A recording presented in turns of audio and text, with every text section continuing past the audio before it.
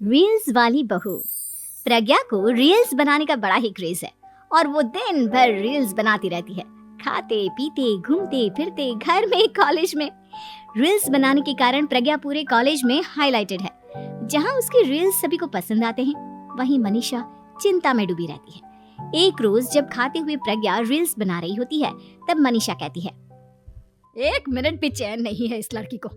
ये नहीं कि खाना तो आराम से खा ले, लेकिन नहीं, अरे थोड़ी देर रील्स नहीं बनाओगी तो आसमान नहीं टूट पड़ेगा। अरे मम्मी, इसी को तो कहते हैं डिटर्मिनेशन। तुम नहीं समझोगी ये सब। भगवान, इस लड़की को सद्बुद्धि दे। जब देखो तब टेढ़ा बाका मुंह बनाती रहती है।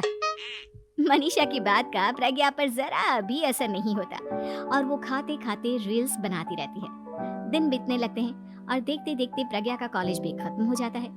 आए दिन कोई ना कोई मनीषा को प्रज्ञा की शादी करवाने का सुझाव दे जाता है। सब ठीक ही कहते हैं, प्रज्ञा की शादी कर देनी चाहिए। अपने घर के काम काज में व्यस्त हो जाएगी तो खुद ही ये रील्स और नाच गाना बंद हो जाएगा। मनीषा और प्रेम प्रज्ञा के लिए एक अच्छा लड़का ढूंढने लगते हैं और तभी विकी का रिश्ता प्रज्ञा के लिए आता है, जिसने प्रज्ञा को उसकी रील्स देखकर पसंद कर लिया था। अगले दिन विकी अपने माता पिता के साथ प्रज्ञा के घर पहुंच जाता है और प्रज्ञा साड़ी पहने हाथों में चाय की ट्रे लिए उनके सामने आती है। जब विकी को पसंद है तो हमें भी बहू पसंद है। बहन जी, आप बारात की तैयारी कीजिए। एक बार लड़का लड़की अकेले में बात कर ले तो अच्छा रहेगा। हाँ हाँ, क्यों नहीं। मनीषा विकी को प्रज्ञा के कमरे में भेजती है, जहाँ प्रज्ञा पहले से ही रील्स बना रही होती है। तभी विकी कहता है, आ गए आपके साजन जी। हमारे साथ ये रील्स कंप्लीट करती तो और भी अच्छा रहता। अच्छा जी, अब आ ही गए हैं तो बना ही लेती हूँ आपके साथ। दोनों मिलकर रील्स बनाते हैं। जब वी मीट और तुरंत पोस्ट भी कर देते हैं। फिर विकी कहता है, जब आप साड़ी में चाय लेकर आई तब मुझे लगा कि कहीं मैं गलत घर में तो नहीं आ गया। अब सही है। दोनों की शादी पक्की हो जाती है और शादी के दिन भी प्रज्ञा रील्स बनाने से चूकती नहीं। यहाँ तक कि बारात के समय भी नाचते हुए रील्स बनाती है। सभी लोग प्रज्ञा की तारीफ के पुल बांध देते हैं और प्रज्ञा नाचती गाती अपने ससुराल चली जाती है। सब कुछ अच्छा चल रहा होता है। प्रज्ञा यहाँ भी दिन भर हर चीज की रील्स बनाती रहती है। लेकिन कुछ दिनों के बाद जब सुनीता कहती है, बहू, ये रील्स के साथ साथ कुछ काम भी कर लिया करो। वैसे तुझे और क्या क्या बनाना आता है? मम्मी जी, वैसे तो सब कहते हैं कि मैं सब कुछ अच्छा बनाती हूँ, लेकिन मुझे लगता है कि मैं मैगी अच्छा बना लेती हूँ। हाँ, कॉफी भी अच्छा बना लेती हूँ और मुंह तो सबसे अच्छा बना लेती हूँ। हैं? अच्छा अच्छा। सुनीता अपना माथा पकड़ लेती है और कहती है, बहू, कुछ खाना बनाना भी सीख लेती। मम्मी जी, मैं लंबी प्लानिंग कर रही हूँ। जल्दी ही मैं इतनी फेमस हो जाऊंगी कि मुझे पैसे मिलने लगेंगे। हम दोनों सास बहू राज करेंगे, राज। नौकर काम करेंगी और लोगों की तो लाइन लगेगी हमसे मिलने के लिए। तेरा दिमाग खराब हो गया है क्या बहू? हंसी मजाक तक ठीक है, लेकिन इस तरह घर नहीं चलते। जितना जल्दी हो इस घर के तौर तरीकों को सीख लो। प्रज्ञा मुंह घुमाकर चली जाती है और तुरंत उसी वक्त एक रील बनाती है।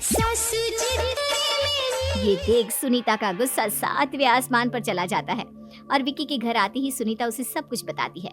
विकी भी अब प्रज्ञा की इन हरकतों से परेशान हो जाता है। तुम टेंशन मत लो मम्मा, मैं देख लूंगा। विकी कमरे में जाता है तो देखता है कि प्रज्ञा रील्स बना रही है।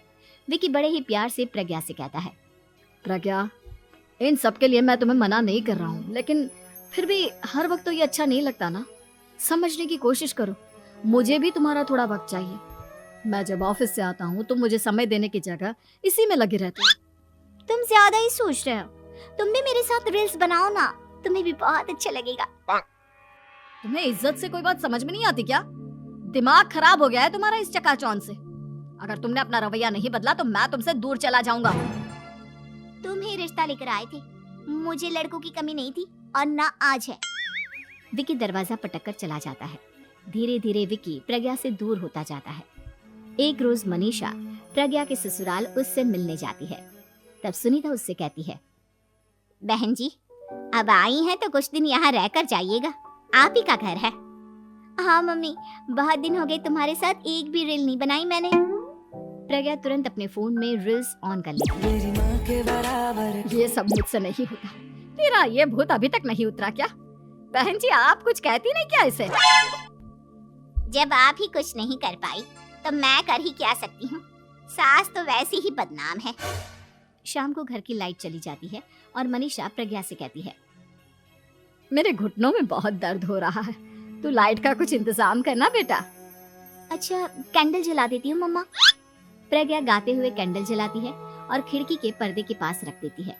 मनीषा जिसे बहुत दर्द हो रहा है वो सो जाती है और प्रज्ञा हमेशा की तरह अपने रील्स में लग जाती है।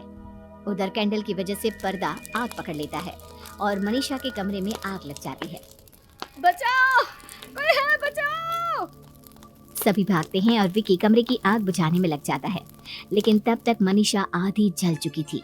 मनीषा की हालत देख प्रज्ञा रोने लगती है। विकी मनीषा को तुरंत हॉस्पिटल ले जाता है और उसे एडमिट कराता है। विकी प्रज्ञा से कहता है, देख लिया ना, तुम्हारे इस नाच गाने की वजह से आज तुम्हारी माँ की जान जाते जाते रह गई।